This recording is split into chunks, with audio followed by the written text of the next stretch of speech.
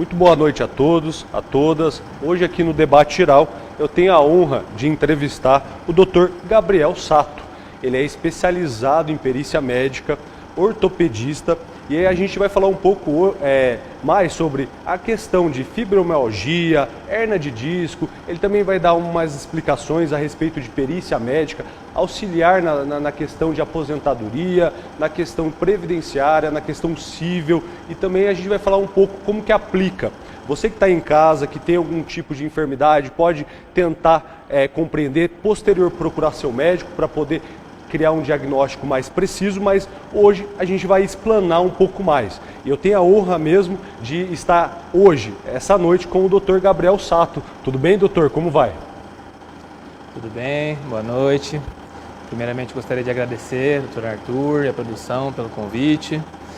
E estou muito contente de estar aqui hoje e poder discutir um pouquinho com vocês. Nossa, perfeito, doutor. Eu tenho certeza que quem está em casa vai tirar algumas dúvidas, né, desse âmbito tão complexo, né? Doutor, eu queria saber como que você iniciou nessa questão de auxílio na perícia judicial e como que funciona, né?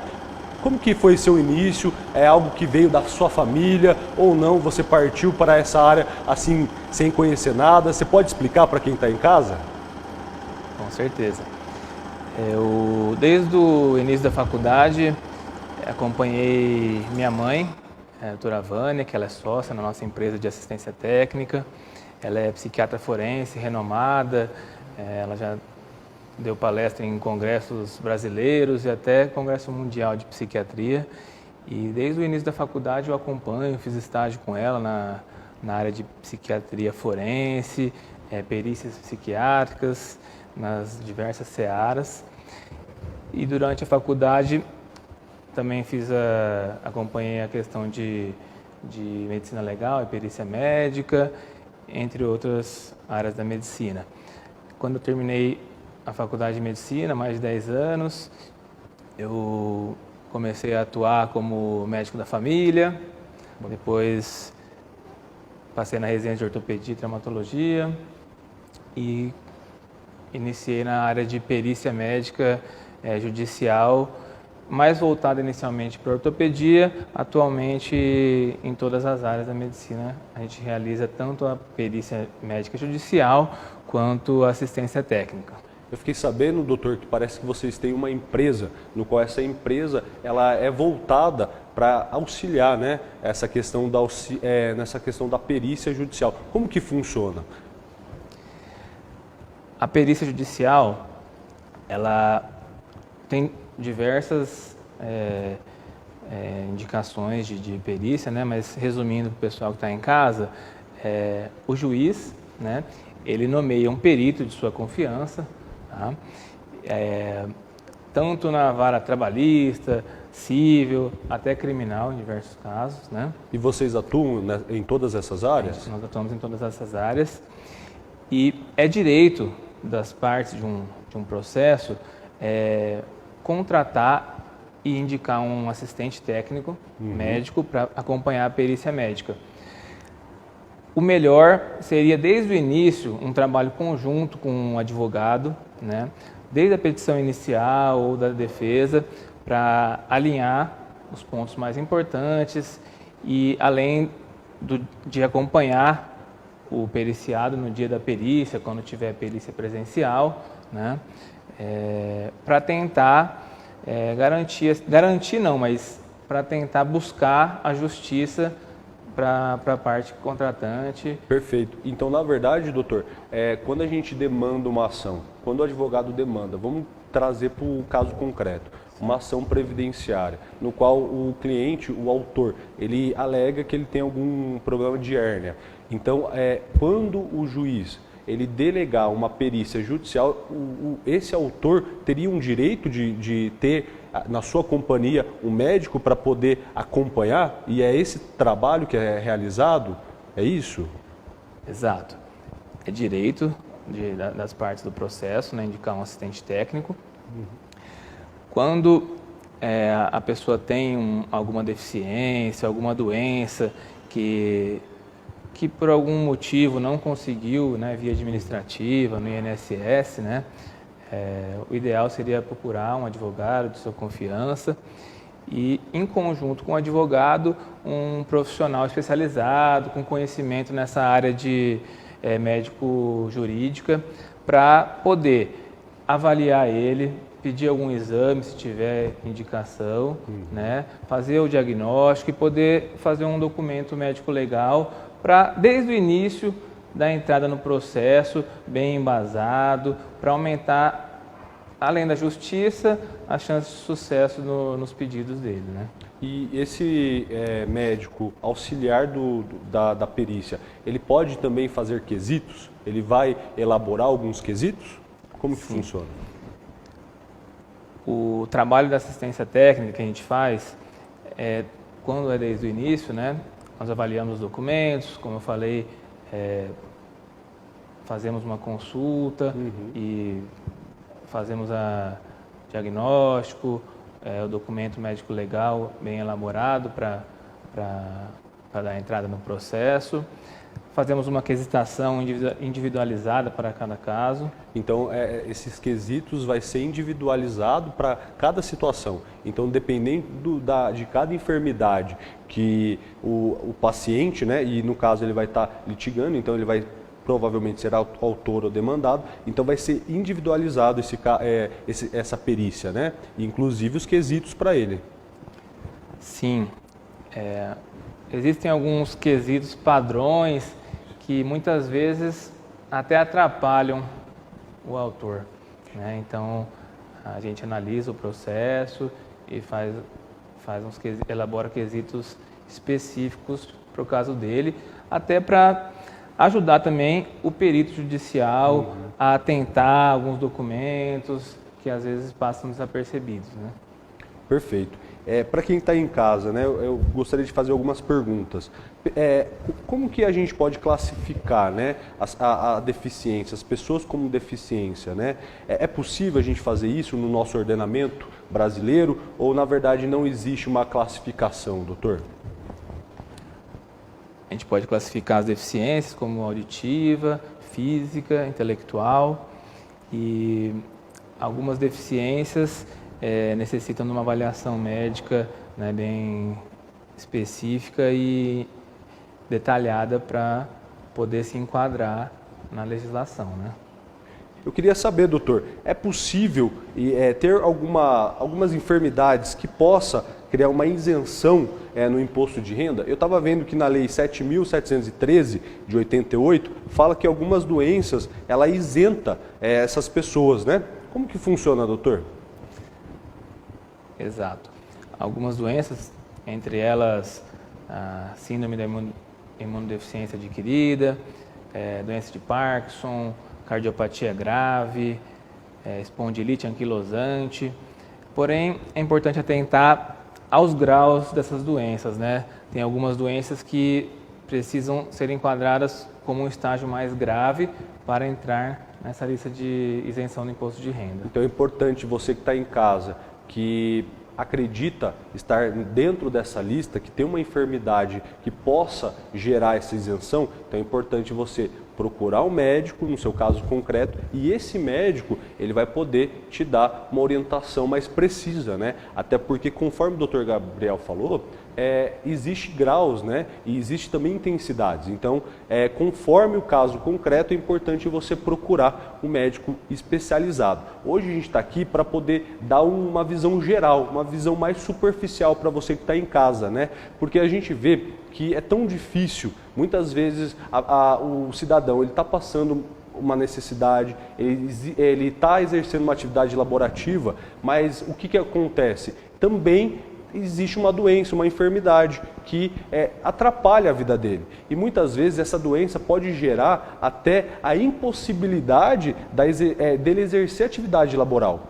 E o que acontece? Muitas vezes, levando para a área mais previdenciária, muitas vezes ele vai ter que ter um acompanhamento com o médico, fazer um requerimento administrativo junto à autarquia, que hoje é a autarquia que representa a questão previdenciária é o INSS, e ele pode acompanhar nesse primeiro momento, nessa parte administrativa, junto com o advogado ou sem advogado. Se vier na perícia, vier negado, aí sim há necessidade desse paciente ou desse autor, dessa pessoa que se encontra enfermo, ela procurar pelos meios judiciais. E aí os meios judiciais é através, quase sempre, né, porque a gente vê em algumas exceções na Lei 9.099, né, da Lei dos Juizados, que muitas vezes algumas ações menos do que 40 salários mínimos, elas podem ser ajuizadas sem um advogado, mas não é a regra, né? Então é sempre bom você procurar um profissional especializado, e esse profissional ele vai poder te orientar quais são os seus direitos. E aí, futuramente, entrando no litígio, aí sim é bom você ter o acompanhamento do Dr. Gabriel ou de outro médico, que ele vai poder orientar até essa questão dos quesitos, essa questão também da perícia e auxiliar. Porque muitas vezes, quando o enfermo ele vai para uma perícia, ele confunde como uma consulta. Ele chega para o advogado e fala assim, doutor Gabriel, ele fala muitas vezes assim, doutor, mas o médico ele nem me examinou. Não, quando você se trata de uma perícia, muitas vezes vai ser a questão laboral, a questão documental. Ele não está lá para fazer uma consulta médica, ele está lá para analisar laudos, analisar o CID, tem que apresentar essa enfermidade. E quem está em casa, muitas vezes, ele confunde, né, doutor? E é importante a gente explicar para quem está em casa, até a título de uma educação social e jurídica, que para não ter esse liame. Eu sei que muitas vezes quem está passando uma necessidade chega e fala assim, nossa, mas eu fui numa perícia judicial ou uma perícia extrajudicial no INSS e não validaram a minha enfermidade. Mas muitas vezes essa pessoa esquece de levar o exame, ou ela não fez o exame adequado, e aí como que o perito ele vai conseguir avaliar no caso concreto, por mais que a pessoa esteja mesmo com a doença. Então é importante, e eu estava falando antes daqui com o Dr. Gabriel, o fato também é que cada profissão vai gerar uma necessidade. O Dr. Gabriel, eu vou deixar o Dr. Gabriel explicar, mas assim, a possibilidade de alguém perder o membro superior, né, doutor? E ele ser um músico, ele tocar, vai gerar uma dificuldade muito maior, uma incapacidade para ele muito maior do que uma pessoa que não usa tanto a questão superior. Como que funciona essa questão, doutor? A gente classifica o déficit funcional, né, de acordo com a comparação da pessoa com outra pessoa da mesma idade rígida, né? Então, existe a possibilidade, por exemplo, de um paciente que sofreu uma amputação de dedo e trabalha em alguma atividade que não faz uso da mão, do membro superior, mais questão de membro inferior, que vai ter uma limitação leve, uma incapacidade parcial ou até mesmo não vai ter incapacidade para o trabalho dele, né? Porém, um outro paciente com a mesma lesão, então ele tem o mesmo déficit funcional, né? Em comparação a outra pessoa, ele tem o mesmo déficit, porém ele pode ter uma incapacidade total para a atividade habitual dele, certo? Por exemplo, um músico, pianista, toca violão, teria uma incapacidade total para a atividade dele, né? Então vai depender muito da atividade laboral dele, né? Da pessoa que está pleiteando, né, doutor? E outra coisa que eu queria falar para vocês que está em casa, que está assistindo a gente hoje, que o doutor Gabriel, ele tem um Instagram que tira várias dúvidas. Eu estava acompanhando o Instagram do doutor e realmente é algo muito educativo. Ele tem uma questão de mito ou verdade, que ele comenta algumas enfermidades. Eu até peguei lá a questão também sobre a fibromialgia, que é uma enfermidade. Eu queria que o doutor falasse um pouco mais. Talvez você que está em casa, você que está assistindo a gente, possa sentir os sintomas e posterior pode procurar um médico. Mas, doutor, conta um pouco mais para a gente do Instagram, que você cria essa questão mais educativa, e depois, se o doutor puder falar também da questão da fibromialgia, essa enfermidade, como que funciona, quais são os sintomas, e aí seria bacana para quem está em casa para poder que está acompanhando a gente hoje. Isso. O Instagram, a gente faz algumas postagens educativas sobre a nossa área de atuação, né? Eu sou médico ortopedista, membro titular da Sociedade Brasileira de Ortopedia, sou membro da Associação Mundial de Direito Médico, sou pós-graduado em Perícias Médicas, Medicina Legal e Medicina do Trabalho, né? E sou pós-graduando em Ergonomia e mestrando em Direito da Saúde. Já vou aproveitar para cortar o doutor, eu sei que ele tem vários títulos, mas eu queria entender mais o que seria essa ergonomia, né? Porque é uma palavra, a etimologia dessa palavra é um pouco mais assim específica. Eu mesmo, que sou da área jurídica, não sei descrever. Doutor, o que seria essa questão de ergonomia, né? Ergonomia seria o estudo do trabalho, né? Principalmente na questão cognitiva, física, é uma grande área, né? Até tem algumas discussões se a ergonomia entra no dia a dia, né? Na ergonomia, quando você está na cozinha lavando uma louça, se você é muito alto e a pia é baixa, né? Se você está em casa no sofá, sentado da maneira incorreta. Muitas vezes trabalhando de uma maneira incorreta, porque muitos que estão assistindo trabalham sentados, né? E aí pode trabalhar de uma maneira incorreta. E entraria, doutor, nessa questão? Sim. Até agora, devido à pandemia, aumentou bastante o home office e muitas vezes a pessoa tem que trabalhar de casa e muitas vezes sem condições nenhuma de trabalho. Perfeito. Né? Às vezes alguma professora de rede pública trabalhando na mesa de jantar com um banquinho, Perfeito. né? Assim, por várias horas, então isso pode ser prejudicial. Com certeza. Então, para quem está em casa, que nunca ouviu essa terminologia, que tem dificuldade, que sente que começa a doer na hora que senta, provavelmente é algo que possa estar vinculado até a postura, né? Então, é bacana a gente focar nisso. Doutor, eu queria falar também, aproveitando que a gente tem pouco tempo, né? Então a gente vai falando de vários assuntos aqui para quem está em casa. Eu queria comentar com o doutor a respeito do pessoal que digita muito. É normal, doutor, o pessoal que tem esse hábito de digitar, que tem essa questão laboral, ter algum tipo de enfermidade comum, ou na verdade nem tanto, né? Eu também queria aproveitar o gancho para falar de uma enfermidade que eu não conheço muito, mas quem está em casa pode conhecer. A síndrome de túnel do carpo. Eu falei, certo, doutor, ou não? Como que é o pronunciamento aí? Ajuda eu aí nessa questão aí. Seria a síndrome do túnel do carpo, né? Isso.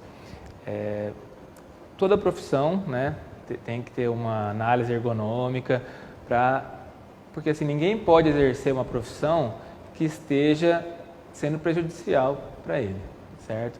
Isso é um dos objetivos da ergonomia, da análise ergonômica da atividade de trabalho.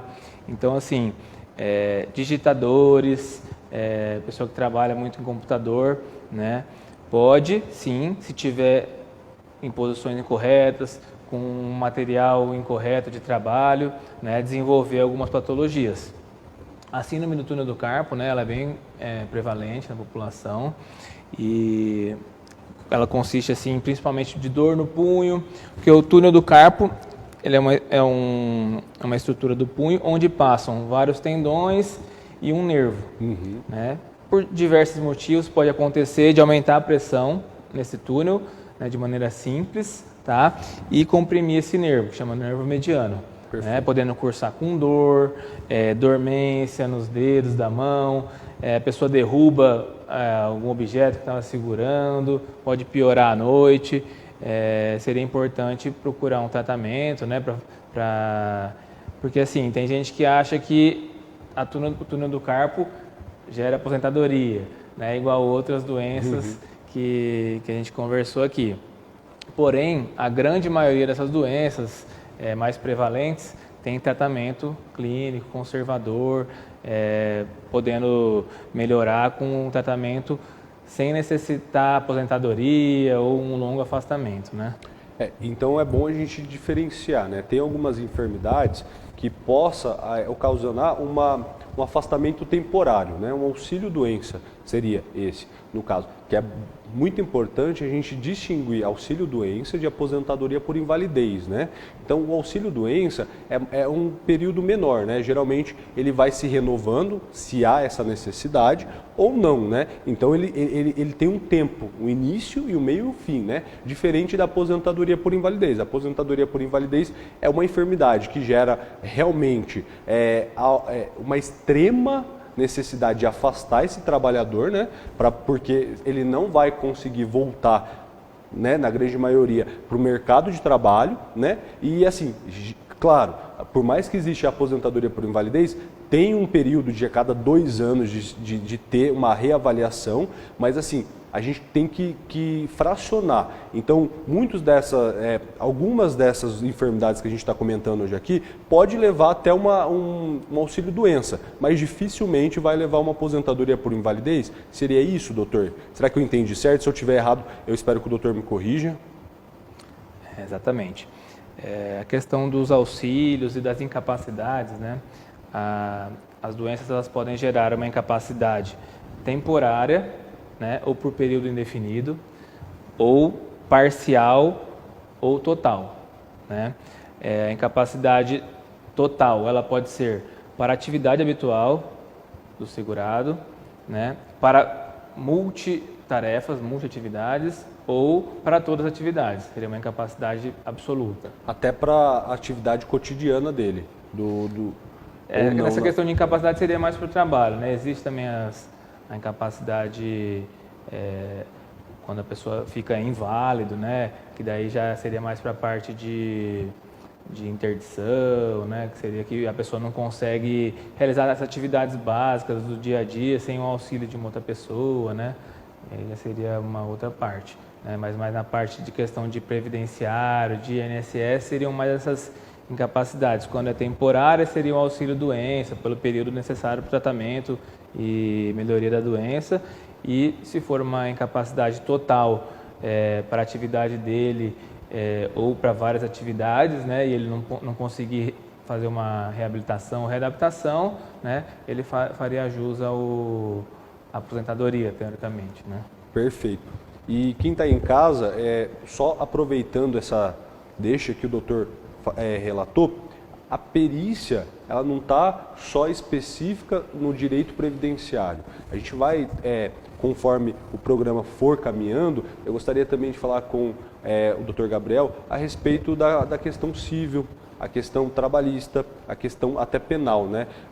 Na esfera civil, para quem não está em casa, foge um pouco da questão previdenciária. A esfera civil são demandas entre particulares, né? E muitas vezes pode ter acontecido um acidente, uma invalidez, e conforme o doutor Gabriel relatou aqui, até para a questão de interdição. Será que a pessoa está parcialmente sem gerir as necessidades da sua vida? Será que é totalmente, absolutamente incapaz? Então é importante, quem está sofrendo um processo de interdição teria esse direito de ter o acompanhamento de um perito?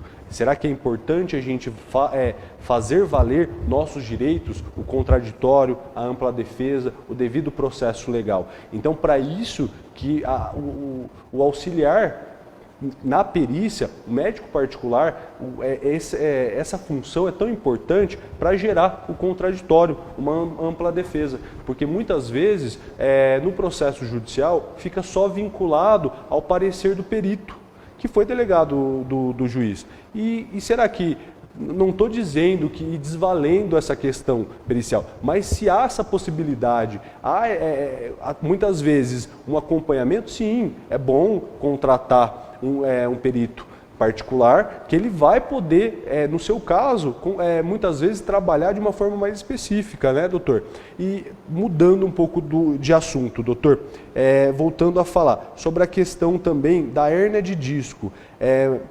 Eu estava conversando com o doutor, é algo muito comum, né, na questão previdenciária. Você poderia explicar para a gente o que seria essa a enfermidade, a hérnia de disco, e como que funciona, os sintomas para quem está em casa para procurar um médico. Tem alguém que está sentindo uma dor, provavelmente nas costas, na lombar. Será que é o momento de procurar um profissional? Sempre, óbvio, qualquer dor é o momento de a gente procurar um profissional capacitado. Mas a gente sabe que no nosso ordenamento, no Brasil, a gente vive num país que ele está em desenvolvimento, né? Muitas vezes quem está assistindo não tem um plano de saúde. Eu sei das dificuldades que existe, e o sistema de saúde, por mais que é um sistema muito válido, que abrange diversas áreas conforme outros países, mas a gente sabe a morosidade, né? E a gente acabou de sair de uma pandemia. A gente sabe quanto o sistema de saúde chegou no seu limite. Muitos médicos trabalhando diversas horas, fazendo plantão em cima de plantão,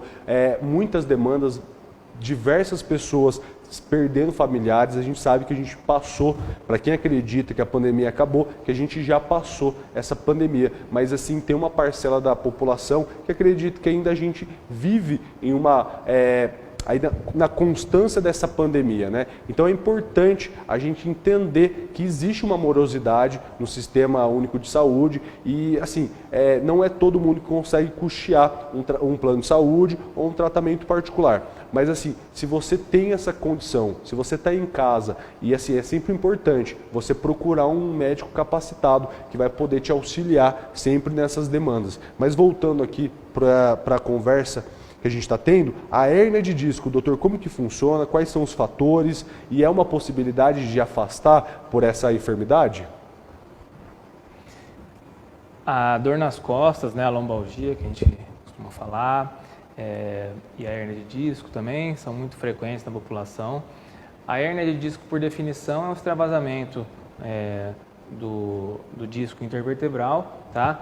Tem vários estágios, e ela não necessariamente vai causar uma dor, vai causar uma incapacidade, tá? Muitos estudos trouxeram que essa alteração no disco, no exame de imagem, ela pode ser considerada normal no envelhecimento, tá? Seria um desgaste? Também um desgaste do disco, né, da coluna, sobrecarga ao longo da vida. E sobrepeso é uma dúvida até para quem está em casa. O tabagismo, né? Exercício físico ajudaria, doutor? Exercício físico de pequeno impacto, claro. Isso, tem exercício físico que piora, eu creio, né? Que na verdade, em vez de ajudar, vai estar piorando. Porque uma pessoa que tenta pegar mais de 100 quilos, 80 quilos na academia, com certeza, e pegando de uma maneira errada, com certeza ele não está se auxiliando, ele está realizando o oposto, né? E é muito comum essas academias de crossfit, a pessoa acabar pegando um peso muito superior, sem um treinamento adequado, né? E com certeza pode se prejudicar, né? Só retomando aqui, pode falar, doutor. Com certeza. A ergonomia entra nessa parte também, né? A maneira de como carregar um peso, né? Qual é o limite de peso que o ser humano pode pegar sem aumentar o risco para a saúde dele, né? As atividades físicas são benéficas, né? Também particularmente para cada um, né? De acordo com a indicação do médico, a avaliação, tá? Algumas atividades como natação, pilates, elas costumam fortalecer a musculatura que dá sustentação para a coluna, isso protege, né?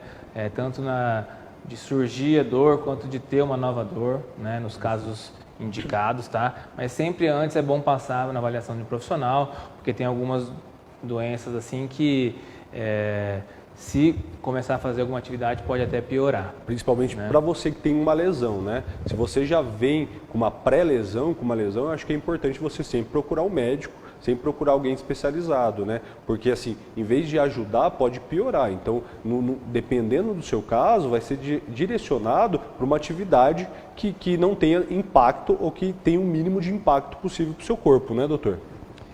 Isso. Então, assim, para você que tem dor nas costas, hérnia de disco, né? Seria importante passar num profissional qualificado para ver se teu caso tem indicação de afastar ou seria mais um tratamento, né? Se tem indicação de aposentadoria ou não, né? Voltando um pouquinho na questão da judicialização e da área civil, né? Por exemplo, num processo de acidente de uma pessoa física contra outra, né? A gente tem a valoração do dano corporal, tá? Que a gente avalia o que a pessoa sofreu, né? Os danos temporários que ela sofreu, os danos atuais, tá? Dano estético, se ficou com um déficit funcional, uma incapacidade laboral, se teve uma sequela definitiva, né? Que vai ter que ficar sem trabalhar no que costumava trabalhar, se teve repercussão na sua vida sexual, de lazer, tá? Tudo isso aí a gente tem que fazer detalhadamente numa perícia, né? Doutor, para quem está aí em casa, para a gente tentar só de uma maneira mais superficial, tentar explicar como seria uma questão de um dano estético. Seria aquele dano, porque quem está em casa, que é bem leigo, acredita que o dano estético ele sempre vai ser visível. É isso mesmo? Ou como que funciona e como você conseguiria catalogar essa questão do dano estético? Existem diversas tabelas, né, no mundo inteiro aí de valoração do dano estético, né? E também elas podem ser causadas por acidentes, até após algum procedimento, né, após complicações. Isso aí está bem alto agora, né, com a questão dos procedimentos estéticos, né? Então, assim, mas por definição seria quando houver uma piora do estado anterior, né? Perfeito. Então, na verdade, quando o paciente ou o autor ele sofreu uma lesão no qual ela se permanece, ela é uma lesão grave, que vai deixar uma cicatriz, isso poderia se classificar como um dano estético? Sim. Como eu falei assim, o que tiver pior do que antes entraria como dano estético, né? Porém, nem sempre essa alteração, como uma cicatriz de queloide que ficou hipertrófica, né? Quer dizer que tem nexo com algum procedimento, que muitas vezes é da pessoa mesmo, né? Tá? Além disso, o dano estético ele pode ser um dano estético estático ou dinâmico, porque se a pessoa ficou com algum encurtamento que não fica tão visível, porém ela está mancando, isso também pode ser considerado um dano estético dinâmico. Perfeito. E, na verdade, ela vai ter uma diminuição, muitas vezes, da sua atividade laborativa ou não? Não está vinculado o dano estético com a questão laboral, da questão do serviço? Pode estar, num caso de usar a imagem. Né? Modelo, algum apresentador, né, que for influenciar, pode sim. Perfeito, doutor. Doutor, queria perguntar mais a questão da interdição, da curatela, da tutela. A gente sabe que hoje, por mais que o país é um país de terceiro mundo, que está em evolução, a gente sabe que a questão do envelhecimento está acontecendo no Brasil, né? Quanto mais a gente tem essa possibilidade de infraestrutura e uma saúde melhor, tende a população a ficar mais velha. E isso está acontecendo, é algo normal. E o que acontece? Muitas vezes os filhos eles acabam demandando uma interdição, uma curatela em face dos pais, né? Por conta dessa impossibilidade, essa imobilidade ou até questão de uma enfermidade. E como que funciona? Dá para ter uma perícia nesses casos, doutor, a respeito desse fato da interdição, da curatela? Sim. Quando alguma avaliação no consultório, ou até mesmo em casa, né, por um médico particular, contratado, né, ou até o médico da SF, que faz visita domiciliar também, né, ele pode fazer um documento médico legal, né, mostrando, né, que a pessoa tem uma incapacidade de gerar sua vida, né, de fazer as atividades básicas de vida, como até mesmo preparar seu alimento, se limpar, né, se vestir. Então, nesses casos, se com o pedido, com um documento médico não for suficiente, aí o juiz vai nomear um perito, vai passar por perícia, a perícia pode até ser em casa, né, domiciliar, e aí também contratando um assistente técnico a gente acompanha essa perícia, né, e ajuda a buscar os direitos dessa família, né.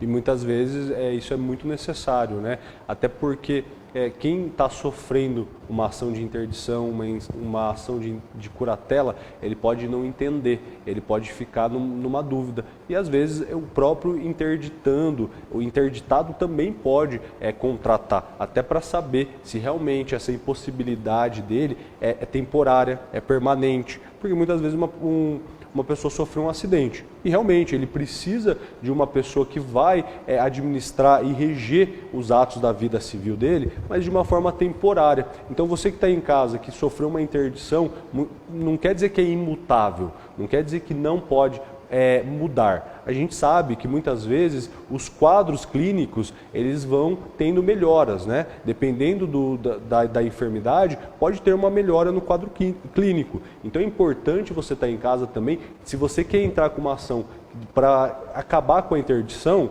então é importante você ter a base de um médico, um perito, até a questão mesmo de um laudo que vai poder te auxiliar, né, nessa trajetória. Doutor, eu queria aproveitar o gancho, que a gente já falou um pouco da questão previdenciária, a gente explanou bem de forma superficial a questão civil. Eu queria saber como que funciona na esfera criminal os laudos. O doutor comentou que dá para a gente pegar essa área e aplicar em diversas demandas no direito. E assim, como que funcionaria um perito judicial médico na demanda na esfera criminal, doutor? Na esfera criminal, existem diversos casos, assim, que às vezes pelo laudo do IML, às vezes tem que fazer a avaliação também do dano corporal. Outros casos até que estão bem em alta agora, a questão de erro médico, que pode ser englobado tanto civil quanto penal, né? Que nessa área de erro médico, de responsabilidade civil e penal, o médico assim tem que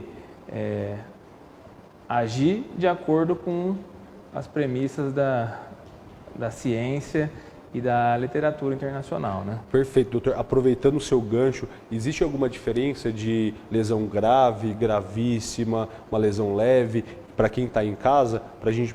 Porque muitas vezes alguém sofreu uma agressão ou sofreu até um crime em face da sua honra e pode gerar diversos tipos de lesões, né? E aí, como que funciona? Tem uma separação ou não tem como separar? Qualquer lesão é lesão ou não?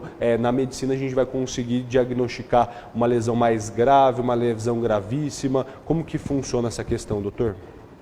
Na medicina legal existem diversas tabelas e classificações que dividem essas lesões, né? De acordo normalmente com a extensão, com se gerou uma incapacidade ou não, temporária ou permanente, né? E a sequela que ficou são os principais critérios utilizados, né?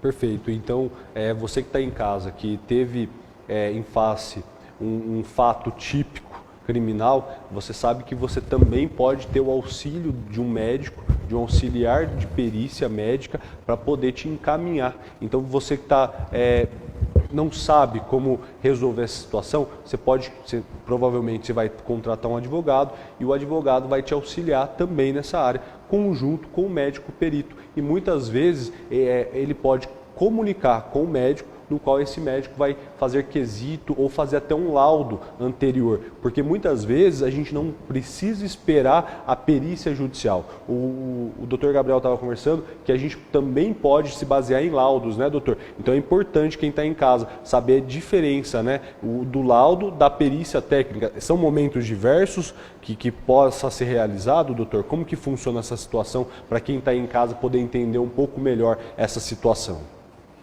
Sim, o laudo ou um parecer técnico, quando é uma avaliação assim prévia, né? É um documento médico legal, onde o médico avalia o paciente e põe no papel tudo aquilo que ele avaliou, né? E muitas vezes com esse parecer técnico, com essa declaração atestada, ele consegue, pelas vias administrativas ou até judiciais, sem necessitar a perícia médica em si, né? Então, na verdade, você que está em casa, com o laudo, você às vezes nem precisaria passar por uma perícia. Seria isso, doutor? Ou eu entendi errado? Porque eu sou bem leigo nessa questão médica, então é importante você esclarecer para nós. Sim, igual você falou anteriormente, né? Muitas vezes até na perícia do INSS, né, o paciente, o periciado, eles esquecem o exame, não leva o prontuário, não leva os documentos que são indispensáveis para aquele ato, né? Uhum. Então, ele tendo toda essa documentação médico-legal e um suporte do advogado, né, explicando para ele certinho os documentos, tudo que ele precisa levar no dia, né?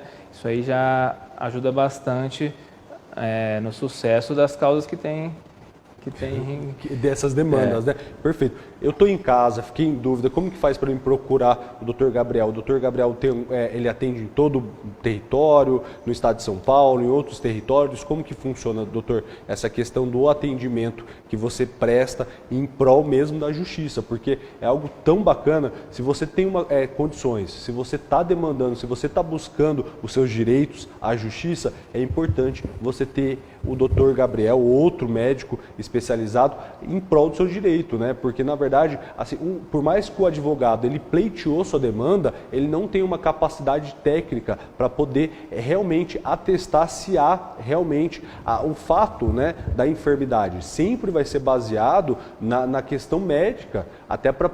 Eu estou me referindo à questão previdenciária, tá? Quando você demanda um benefício, demanda uma aposentadoria, uma aposentadoria por invalidez, um LOAS, aí a gente vai falar um pouco sobre o LOAS também, a gente tem que basear nas questões médicas e o advogado, ele tem a questão técnica jurídica, então ele não tem esse conhecimento. Então como que faz, doutor, para a gente, primeiro eu gostaria de saber do doutor, como que funciona esse atendimento, se dá para atender em outras regiões, só no estado de São Paulo. E outra coisa que eu queria saber também, doutor, é importante a gente ter esse acompanhamento com o médico, como que funciona essa situação?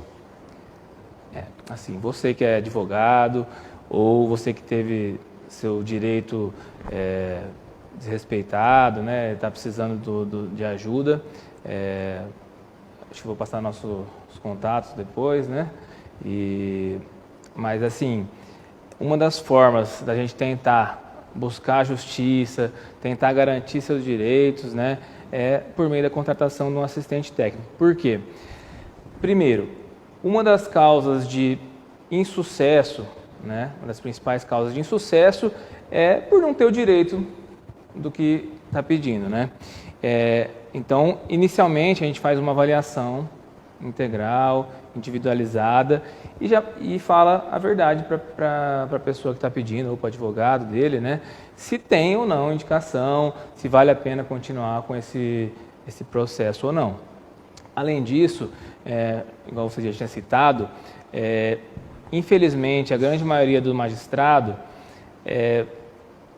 vai de encontro com o laudo pericial do perito nomeado, certo? Mas uma das únicas formas de você tentar combater isso, né, se for de direito, né, seria com um médico acompanhando a entrevista pericial e através de argumentação técnico-científica, né, discutir esse laudo, discutir as atitudes do perito, igual a gente conversou, se o perito está apto ou não a fazer a perícia, igual um perito que já foi médico ou teve um contato ou é familiar, né, não pode fazer a perícia, né? Então, na verdade, tem alguns impedimentos, né? Que quem está em casa, o advogado também tem que ficar ligado. E quais seriam esses impedimentos, doutor? Principalmente seriam esses aí, né? O familiar e ter sido médico assistente do... Então, se ele é parente, se ele é primo, se ele tem uma questão parentesca, então ele fica impedido, né? E se ele já atendeu esse paciente, então ele também se tornaria impedido. Porque a questão da perícia seria uma questão imparcial, né? Para não ter uma parcialidade no resultado final, né? Isso. Quando a gente é nomeado perito, porque eu e o pessoal da nossa empresa atuamos como peritos judiciais, né? Então, quando nós somos nomeados, nós avaliamos o processo e se tem alguma coisa, né? Se é contra um hospital que a gente trabalha e pode alterar o nosso trabalho, né? A gente pede para não fazer esse trabalho, porque você não vai estar atuando imparcialmente, né? Então, acho que não dá para fazer as coisas da maneira certa. Isso é muito certo, né? Porque se você tem um impedimento, tá certo, você delega para outro profissional que não teve nenhum contato ou que não tem nenhum vínculo com essa questão. A respeito, levando um pouco a questão da perícia, né, para a questão trabalhista, doutor, como que funciona na questão trabalhista? Você também, a empresa de vocês atuam nessa questão trabalhista também? Prestam assistência técnica na questão médica para a questão que envolva direito do reclamante, direito do reclamado, empresas, autor? Como que funciona, doutor? Sim, nós atuamos tanto para a reclamada como para o reclamante, tá? Como eu disse anteriormente, nós avaliamos o processo, os documentos antes e passamos nossa posição para o contratante, certo? Mas o que eu gostaria de falar assim também é que a gente, como médico, perito judicial, a gente não faz qualquer negócio, né? A gente tem uma ética, tá? Como assistente, você está contratando um assistente, mas a gente não vai fazer o que a pessoa, né, quer. Então, assim, a gente tem que manter a nossa ética, tá? E a verdade, né, em busca da justiça. Óbvio que a gente não vai prejudicar, né, um contratante, mas não é assim contratar como garantia de sucesso ou como que a gente vai atuar de acordo com o desejo do contratante, né? Perfeito, doutor. Então não é a de êxito. Então, na verdade, você vai contratar o serviço para mostrar a verdade. Você não vai estar contratando uma certeza de garantia. Não tem uma certeza de garantia. Existe uma possibilidade, existe um reconhecimento de uma enfermidade, né? Se há essa enfermidade, eles vão trabalhar em prol do reconhecimento, de levar até o juiz, né, de levar até o magistrado essa enfermidade para ser reconhecido e eventual reparação de dano, eventual benefício. E isso é importante, né? O que o doutor falou é muito sério. A gente está trabalhando sempre com a ética, sempre com o que é certo. O doutor até comentou antes que muitas vezes eles fazem essa análise pretérita, até para saber se essa demanda é viável ou não. Você pode fazer de uma maneira cautelar, não precisa esperar até a questão de uma perícia. Se você tem dúvida, se o cliente realmente tem essa necessidade, se você mesmo, como paciente, tem uma dúvida se há essa necessidade, sim, dá para fazer de uma maneira pretérita, uma maneira cautelar, até para você conseguir fundamentos jurídicos e fundamentos médicos legais que você tem esse direito para embasar numa decisão. Isso é muito importante, né? Doutor, eu sei que quem está aí em casa com certeza deve ter ficado bastante feliz. Tiramos bastante dúvidas também. Eu sei que até de uma maneira superficial, passou muito rápido, né? Nosso tempo está chegando no final, então eu gostaria de agradecer mais uma vez, falar mais uma vez, eu gostaria que o doutor falasse, se apresentasse, falasse do Instagram também, porque eu mesmo já estou seguindo o Dr. Gabriel e assim, é muito bom, porque você vai tirando dúvida e o Dr. Gabriel, a fim de educação, uma questão mais educativa mesmo, ele vai criando alguns balões para você perguntar, para você, umas enquetes lá, então é muito bacana. Eu queria que o Dr. Gabriel falasse um pouco desse serviço que ele presta, sem remuneração, porque é uma questão mais educativa mesmo, que ele vai postando lá o que ele vai fazendo, lá tem diversos cursos, o Dr. Gabriel vai tirando algumas dúvidas, né, doutor? Isso. Nosso Instagram é @drgabrielsatopicos, tá?